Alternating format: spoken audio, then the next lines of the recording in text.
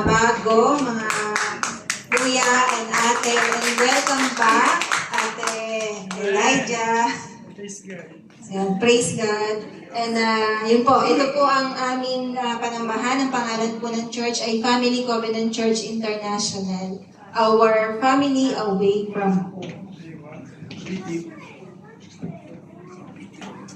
Amen. Ngayon po, dadako na po tayo sa part ng testimony kung saan po, dito po ang bida ay ating Panginoon. Hindi po yung ating mga sarili. So, share ko lang po yung verse from Psalms 40 verse 9 to 10. Sabi po dito, I will tell about your goodness in the great meeting of your people. Lord, you know my lips are not silent. I do not hide your goodness in my heart. I speak about your loyalty and salvation. I do not hide your love and truth from people in the great meeting. Amen. So, dito po, sinishare po natin kung gaano kabuti ang ating Panginoon sa buhay po natin. Kung paano po siya kumilo sa buhay natin. And, ayun po, maraming salamat sa Lord. Gusto ko pong i-share na dito po sa FCCI, dito po kami nagsimula na magkaroon ng relasyon sa Panginoon. And truly, God is amazing dahil nung 2014, nag-start po kami dito. And magte-10 years na po kami. Salamat sa Lord. At naalala ko po yung first ministry po namin dito ay tambourine. And nahinto po siya dahil nag-pandemic. So, nag-online Zoom lang meeting po kami. So, hindi namin nagpagpatuloy yun. And then, nung nag-face-to-face, nawala na.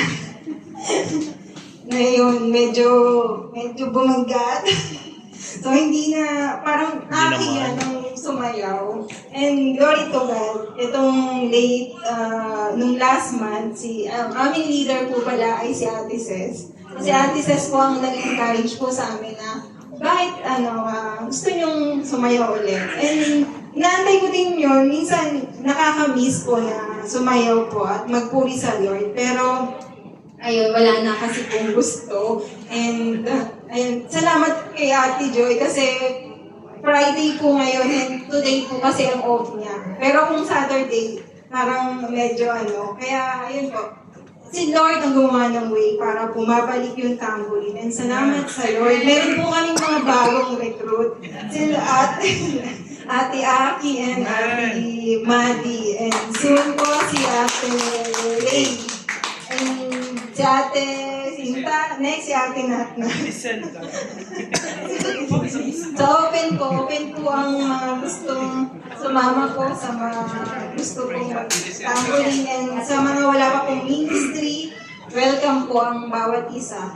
Yun. And share ko din po, yung sobrang blessed po na yung family din po kasi namin ay nagkakaroon ng Bible study sa bahay. And kahapon, natutuwa po ako kasi yung mga bata po ang nag-lead ng opening song. Amen. Nakakatawa kasi naiyak po ako nung narinig ko sila. Hindi man sila sabay, hindi sila pero hindi naman po yun sa galing sa puso, nagagaling po yun sa puso. Salamat sa Panginoon kasi yung mga bata, nagtitrain po na magkaroon ng relasyon sa Panginoon and sa mga murang edad, nagsaserve na po tayo sa Panginoon. At yun po yung nakakatuwa and nakaka-amaze si Lord po ang tinataas po namin. Ayun. And gusto ko din po magpasalamat dahil nung April 8, kami po ay nag-celebrate ng 14 years anniversary. Salamat po sa 14 years na aming pagsasama. Hindi po perfecto ang aming relasyon, pero ako po yung nagpapasalamat sa Lord dahil nandun po yung love, nandun yung support sa bawat isa, and meron man pong mga trials, may mga pagsubok, pero sa bandang huli, pipiliin po namin yung isa't isa. Aywa. Maraming salamat po kasi Lord lang po ang Iyak si Kuya.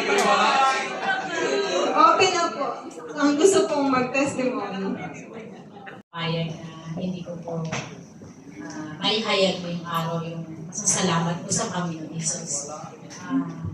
Ayun po, si Mary po, nasa Pilipinas, kasi po yung kanyang mama ay nakailod na. Nagpapasalamat po ako ng sobra-sobra sa ating Panginoon Jesus na hindi naman po kasi namin plano, wala naman po plano uuwi ngayon. August po talaga po namin, June sa August. Pero may mga pangyayari talaga hindi natin alam. At nagpapasalamat po kami sa sobrang sa sobrang support ng ating mga kapatiran. Naiyak kami ng Kuya Erwin kasi hindi na tayo ganun kalaki yung church natin. Maiksi lang ang bilang ng mga kapatiran, pero naroon po yung pagsusupport. Napakapalad po natin. Gusto ko lang pong ihayag. Napakapalad natin na hindi man ganun kalaki ang church natin, pero yung pag-support, sobra-sobra. At napakapalad po natin na meron tayong pastora na lagi nagmamahal sa atin. Amen. Hindi tayo pinababayaan natin. Kaya blessed po tayo na narito tayo sa MCCI 01. Yun lamang po aking karis. Napaka-blessed natin. At napakapalad natin na tayo ay may church na ganito. At muli naranasan namin ang biyaya ng Panginoon. Salamat, maraming salamat sa Diyos po lahat ng kapuri. Tungkol ko sa kabutihan ng Lord ng mabuti po ang Lord at mabuti po ang Lord and until now I'm so overwhelmed po sa kabutihan po ng Panginoon sa buhay po naming mag-asawa. Hindi po nyo alam na isa po yata kami sa mga matagal na pong hindi nakakauwi sa Pilipinas. Si Kuya Aldrin po since 2017 pa siya hindi nakauwi. Ako naman po 2019. Minsan po pag nag-usap kami, ba't nga ba pinatagal namin ng ganung katagal? And life happened. And then, ayun po, nagbigyan po kami ng pagkakataon na makauwi po nung last month. At gusto ko lamang pong sabihin na mabuti po ang Lord sa aming pamilya. Na-realize po namin na habang tumatanda pala kami, tumatanda rin yung mga magulang namin. And really, time is so fleeting. Hindi po natin masasabi ang oras. Yun po yung realization na kung may pagkakataon, if time permits and if budget permits, umuwi po tayo because hindi po natin life is so uncertain po, di ba? Tomorrow is so uncertain. So, ayun po, salamat po sa Panginoon dahil malakas po yung aming mga magulang. And also, one thing that I want to praise the Lord for is that na-meet ko din po finally yung in-laws ko, my parents-in-law. So, ang tagal din na po namin magkarelasyon ni Kuya Alden, but ito po lang, last month lang po yung chance na naibigay po sa akin na para ma-meet po sila. And I want to thank the Lord dahil yung mga magulang po niya are so kind, so gracious, at malalim po sa pananampalataya. Hindi ko po naramdaman na iba ako. Isa po ako sa mga anak nila at sobra po akong nagpapasalamat sa Lord sa kabutihan po niya sa aming pamilya. And also, the last thing that I want to thank the Lord for, marami pong mga dahilan, but one thing po na I want to share is yung He made things happen para po makapasa po ako sa NCLEX exam. So po, until now, sabi ko, Lord, napakabuti mo dahil sa pag iniisip ko yung limited time, I had 22 days, mga kapatid. I had 22 days para mag-aral. Sabi ko, Lord, kaya ko ba? Sa mga panalangin ko sa kanya, sabi ko, Lord, kaya ko ba? But over and over, ang response niya, pinapa-remind niya sa akin, hindi dahil kaya ko, kaya niya. Kaya niya, yun po yung pinaranas niya po sa akin at yung inassure niya po sa akin. So, sabi ko nga po, bago po ako mag-apply for eligibility ng exam, Lord, it's been more than a decade. Ang tagal ko na pong hindi nurse. Ang dami ko na pong nakalimutan. Kaya pa ba? So, ayun po, ang tagal ko na rin pong graduate. Pero sabi nga po, kapag yung dream mo na itinanim ng Lord sa puso mo, kaya niya yung buhayin ulit. When you think about closed doors, when you think about parang dead dreams, He can resurrect those dreams again dahil tinanim niya yun sa puso mo. At sabi nga po, di ba, sa Biblia, when the time is right, I, the Lord, will make it happen. And truly, this is yun po yung the time na ma-resurrect yung mga dreams ko po na parang ang tagal ng buried sa puso ko. So, salamat po sa Panginoon.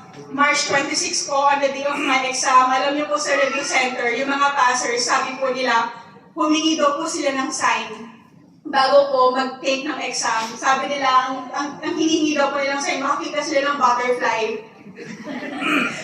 I think makaka-relate si Ate Char kasi lagi po dun sa Sipo kami ng review center, lagi po, puro butterfly daw po yung nakita nila bago pumunta sa exam center at paglabas ng exam center. Yung iba naman po, binati daw po sila ng guard na hindi na po kita makikita ulit dito, ma'am or sir. Sa akin po, wala pong ganon. Ang pinanghawakan ko lang po, alam niyo po, yung word po talaga ng Lord, bago po ako sinamahan ni Kuya Allen papuntang exam center, Mark 11:24, yun po yung nabasa ko sa aking Bible app. Therefore, I tell you, whatever you ask for in prayer, believe that you have received it and it will be yours. So, ayun po, sabi ko, Lord, wala mang sign because I don't believe in signs anymore, but your reassurance is through your word. At yun nga po, March 26, hindi ko po ginawa yung credit card trick para po malaman kung nakapasa. I waited 2 days and truly po, yung 2 days po na yung pinakamahabang 2 days ng buhay ko. But the Lord taught me to be still, to keep on praising. Alam niyo po, nung 2 days na yun, madalas po ako nakatulanan na nakikita po ni Kuya Allen. Pero sa isip ko, nananalangin ako sa ating Panginoon na whatever the result may be, I will keep on praising Him. I will keep on praising because He is good. At ayun po, sabi ko nga, buti na lang po si Kuya Alden po yung nakabasa ng result. Kasi hindi po talaga kaya ng puso ko. So, on March 29, yun po yung nag-message po ako sa group chat na yun po, si Kuya Allen po yung unang nakabasa. Sabi ko, napakabuti ng Lord. Until now, hindi pa po nagsisink in sa akin na yung kaya niyang gawin sa ating buhay. Yung feeling mo imposible, kasi feeling mo limited lang yung lakas mo, limited lang yung talino mo. Pero ang Lord unlimited. So He can make all things possible. Diba po, maniwala at magtiwala lang po tayo. So ayun po, sa Diyos lamang po, ang lahat ng papuri, pasasalamat. At gusto ko lang din po magpasalamat sa ating pastor, sa lahat po ng support, ng prayers sa ating po mga kapatiran. Alam niyo po, sabi ko, maybe it really took me a long time kasi nakita ko po yung dream, yung drive po ng ating mga kapatid, sila Ate Charm, sila Ate Liza, si Ate Darrell. Salamat po sa Lord for surrounding me with people na yung makakapag-inspire po sa atin to dream again. So, ayun po, papuri po sa ating Panginoon sa lahat po ng kanyang kabutihan. Maraming salamat po. For the past 18 days po na nanatili ako sa Australia and ngayon, glory to God po at nakabalik ako ng in Jesus' name matagumpay. Amen, glory to God po. Medyo matagal po ako nag-review since last year, I think.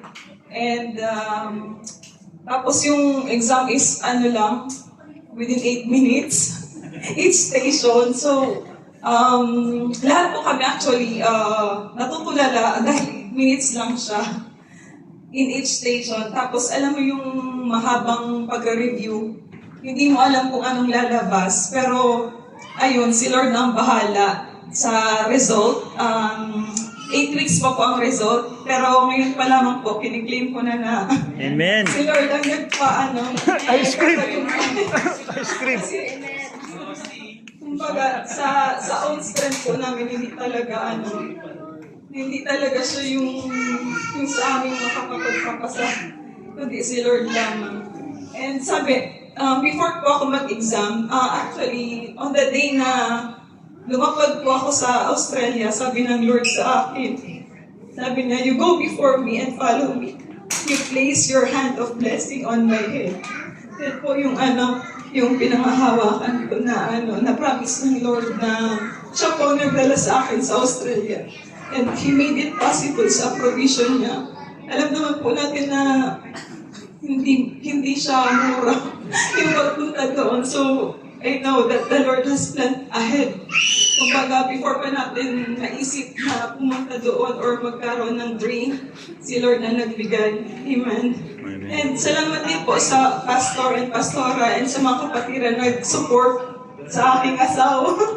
Kasi mahirap po talaga na walang nanay sa bahay. So glory to God po for everybody na nag-pray and physically nag-support po sa family namin. Sa pagsundo, sa paghatid, salamat po kina pastor na nandyan lagi, kinatinay. And salamat po sa lahat ng mga kapatiran na nag-pray po for me. Though 8 weeks pa po siya, si Lord ang bahala ng aking exam. At sa mga kasama ko po doon, kasi medyo madami din po kami, 8 in a group from Abu Dhabi. Kasama yung katrabaho ni Pastora Aida. So glory to God po, though mahirap ang exam, but we are still declaring the goodness of the Lord. Sabi niya nga, wherever we go, nandun ang Panginoon. Amen. Glory to God po. Po, hahayaan na lumipas itong araw na to without giving praise and glory to God. Dahil I also passed the USCMA. Thank you po. Super iyak ko kahapon nung lumabas yung result kasi hindi ko talaga, sobrang hirap and I really cannot do it talaga. Pero ito po yung verse na baon-baon ko papunta doon sa exam center. Sabi doon, Psalms 56:3, When I am afraid, I put my trust in you. So, papunta doon talagang, sabi ko, nanginginig talaga ako, pero iba talaga yung may baon-baon ka na baon-baon mo si Lord kasi siya yung nagbibigay ng strength. And ang waiting time ko is 6 weeks. So, sa 6 weeks ng pag-iintay ko is talagang nagda-doubt ako sa sarili ko kasi ang hirap talaga. And sabi ko nga, ang ambitious ko to take the exam kasi po yung mga nag-exam nun is mga managers, mga higher level. And habang inaaral ko talaga siya, ini-imagine ko kung paano siya in real life. Kasi hindi pa naman ganun yung position ko. Pero sabi ko, we can dream big because we have a big God. So, and yun po yung gusto ko rin i-testify and i-motivate sa mga kapwa ko na gusto rin kaganlatin. Yung mga gusto rin kong mag-pursue ng dreams nila na huwag tayong matakot because we have a big God na kahit hindi natin kaya as long as we have a faith. Sabi ko nga po, by faith, I will become a CMA. And right now, I can stand before you and because of the Lord na it is by faith na I got this license na in the past, is once pinangarap ko lang, pero nandito na po siya. So, hindi ako, kahapon nung kausap ko si Mama habang nag-intay, nagka-video chat kami, pero yung kamay ko refresh ng refresh. Tapos nung lumabas na yung result, talagang grabe yung iyak ko. And habang nagsasalita kasi Mama, sabi ko, wait lang Mama, I need to pray. And talagang hindi ko makayanan na hindi lumuhod at magpasalamat kasi grabe yung blessing and yung checking po kasi nun is multiple choice and essay. So, discretion ang mag-check yung essay part. So, sabi ko, Lord, ikaw talagang may control nito eh. Hawak mo lahat ng bagay sa mundo. Hawak mo ang magdi-decide ng lahat ng nandito. So, pinagkatiwala ko siya kay Lord and yun nga, in anything, give thanks. So, ayun, super thankful ako na natapos ko ito. And still, marami pa pong mga pagdadaanan. And what I wanted to share is that wag po tayong matakot as long as we believe, we have faith, we trust in the Lord. And kahit hindi pa man natin siya makuha right now in the first day, as long as ipakita natin kay Lord that we are thankful, we are faithful, ibibigay niya in His most perfect time. Yun lamang po. Maraming salamat kay Lord.